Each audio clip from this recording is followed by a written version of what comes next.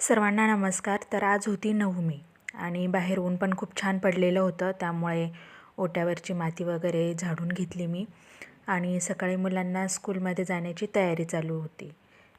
तर आज 3-4 दिवसांनंतर इतकं छान ऊन पडलेलं होतं. त्यामुळे सर्व कामं पटपट आवरून घ्यावी म्हटलं. तर इकडे मुलांचा टिफिन भरून दिला आहे मी. साधी दोडक्याची भाजी बनवून दिली त्यांना, हरभऱ्याची डाळ टाकून. सकाळी 9 वाजता स्कूल असतं त्यांचं, तर 8:30 वाजता त्यांना घरातून बाहेर पडावं लागतं. म्हणजे रस्त्यावर जाऊन उभं राहावं लागतं, बस येते तिथे. आणि आज नवमी असल्यामुळे मला फुलोराही करायचा होता आणि कन्यापूजन पण करायचं होतं. तर इकडे शुभ्राला म्हटलं, तू केसांचा गुंता वगैरे काढून घे आणि भांग पाडून घे. आणि इकडे विवानला मी तोपर्यंत नाश्ता दिला. कारण विवानची जर मी तयारी करून दिली नाही तर विवानचं खूप हळूहळू स्लो चालते, त्याचं अजिबात लवकर आवरत नाही.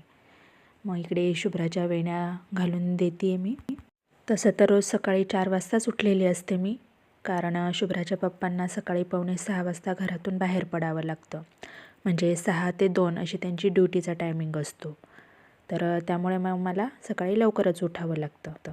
मग त्यांचा टिफिन वगैरे बनवून दिला की मग माझी देवपूजा वगैरे सर्व होतं आणि मग त्यानंतर मी मुलांना उठवून त्यांची तयारी करून देते. आज मला गावात पण जायचं होतं, कारण कन्यापूजनासाठी काही साहित्य लागणार होतं, तर ते आणायचं होतं. तर त्यामुळे पटपट काम आवरत होती मी. शुभ्राचे केस थोडे मोठे असल्यामुळे वेण्या घालायला पण तिला थोडासा वेळच लागतो आणि साईडने क्लिप वगैरे व्यवस्थित लावून द्याव्या लागतात, कारण मुलं आता 8:30 वाजता गेले की 4 वाजताच घरी येतील. त्यामुळे त्यांचं सर्व काही व्यवस्थित आवरून द्यावंच लागतं मला. तर आता त्यांचा टिफिन आणि बॉटल बॅगेमध्ये टाकून दिली की झालीच मुलांची तयारी. तर शुभ्रा तिची बॅग रोजचं टाईम टेबल बघून व्यवस्थित भरते, पण विवानची बॅग मला भरून द्यावी लागते, कारण काही वेळेस त्याचं काही ना काही राहूनच जातं आहे.